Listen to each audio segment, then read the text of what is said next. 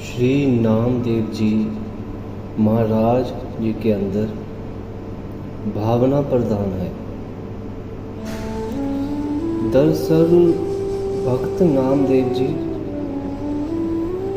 भावना प्रधान पुरुष है।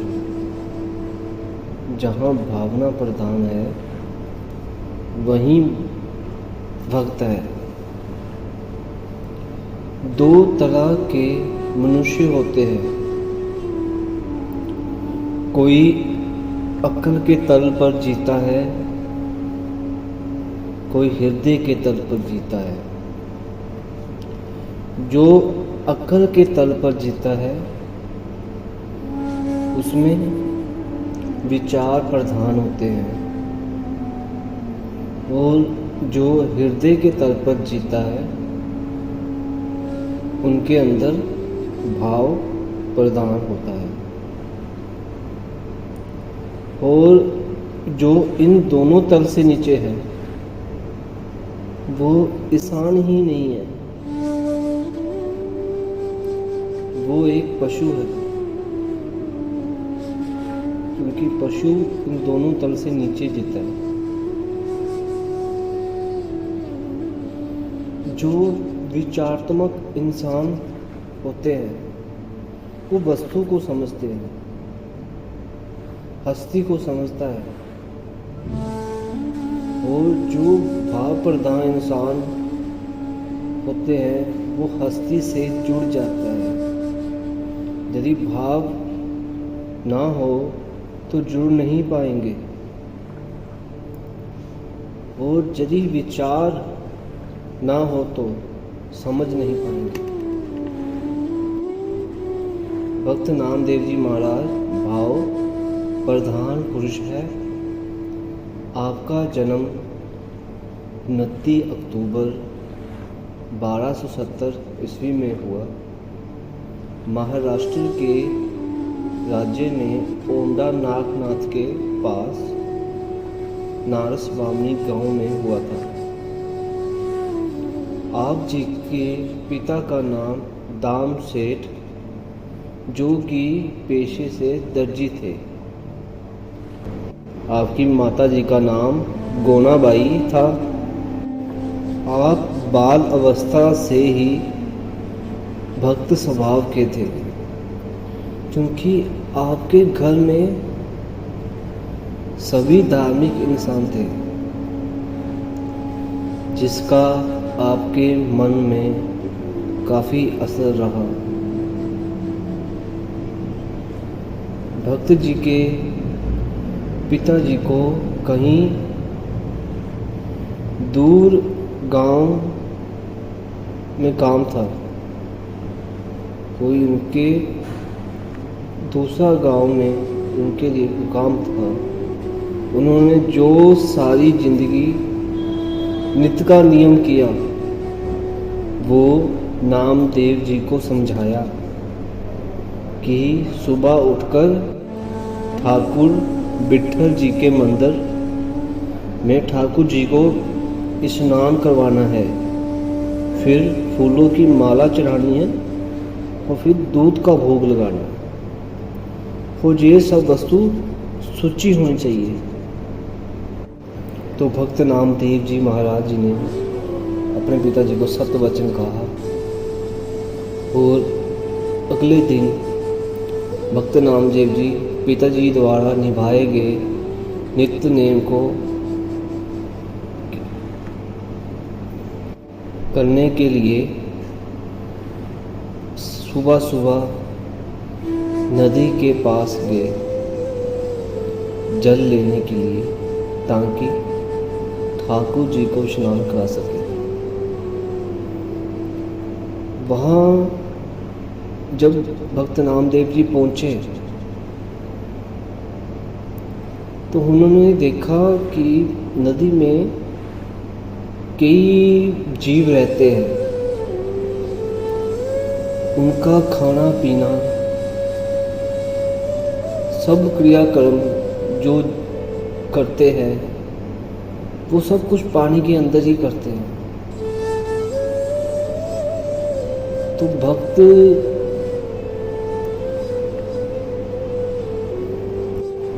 नामदेव जी ने बड़े ही गहराई से देखा और सोचा कि 84 लाख जून, हमारे शास्त्रों में लिखा हुआ है कि 84 लाख जून होती है और 42 लाख तो जल में होते हैं सभी जीव। तो इन सभी ने खाना पीना, बाकी और सब क्रियाक्रम उस पानी के अंदर ही करना था। तो भक्त नामदेव जी कहने लगे, सोचने लगे कि ये पानी तो पहले से मैला है, ये सुच्चा हो ही नहीं सकता, मैं इसे ठाकुर को स्नान कैसे कराऊंगा। ये सोचकर, ये देखकर भक्त नामदेव जी महाराज फूलों के बाग की तरफ चल पड़े। जब वो वहाँ पहुँचे फूल को लेने के लिए, ताकि ठाकुर के लिए माला बनानी है, तो उन्होंने देखा कि वो फूल के ऊपर भंवरे रस दे रहे हैं। तो नामदेव जी महाराज जी ने सोचा कि ये फूल भी सुच्चे नहीं हैं, पवित्र नहीं है, क्योंकि पहले भंवरों ने ही भोग लगा दिया, भंवरों ने ही जूठा कर दिया उस चीज को। तो बड़े निराशा से वो फिर अपने घर आ गए और घर आकर माँ को कहा, माँ मेरे को गाय का दूध चाहिए।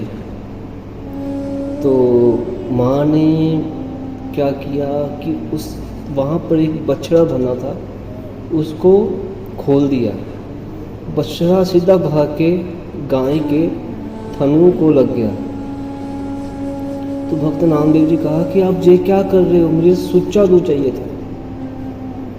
माता ने कहा, बच्चे गाय ऐसे दूध नहीं देती, पहले बछड़े को देती है, फिर हम दूध निकालते हैं। तो भक्त नाम जी ने कहा कि मुझे दूध नहीं चाहिए, क्योंकि यह सुच्चा नहीं है। भक्त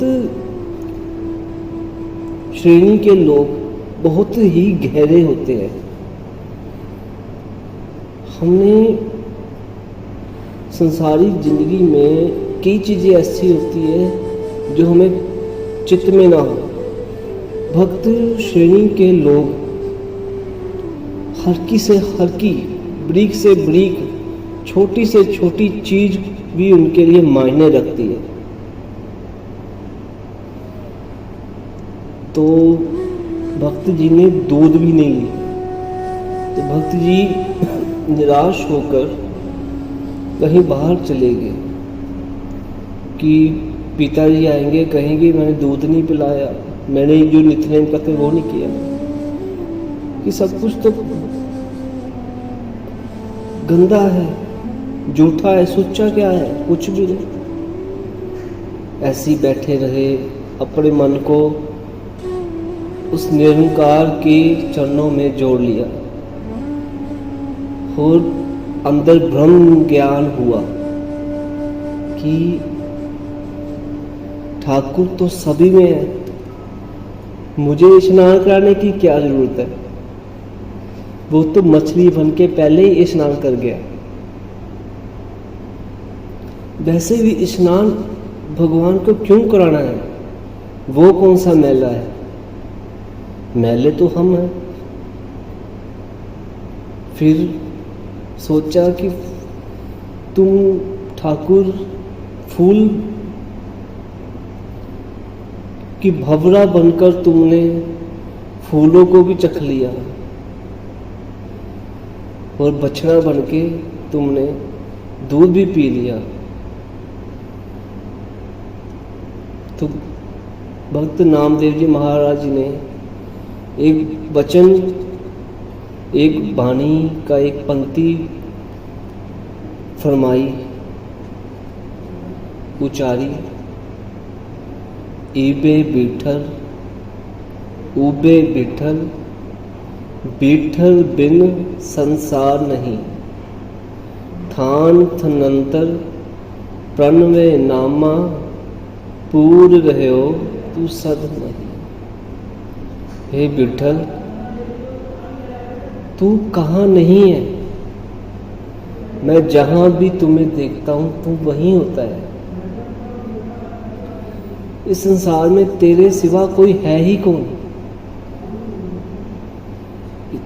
बाल अवस्था में इतना बड़ा ज्ञान जी सिर्फ भक्त को ही मिला है।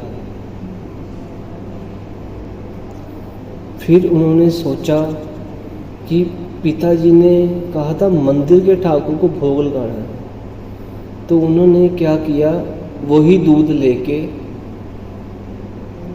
एक छोटी सी बाल्टी में डाल लिया और मंदिर की तरफ चलने लगे। मंदिर में जाकर ठाकुर जी की मूर्ति के सामने बैठ गए और उनके आगे दूध रख दिया। वो कहा, ठाकुर दूध पियो। क्योंकि बाल अवस्था है, उनको नहीं मालूम था कि उनके पिता जब दूध पिलाते थे, दूध का भोग लगाने आते थे, तो वहाँ का पुजारी थोड़ा दूध रख के बाकी साथ में दे देता था।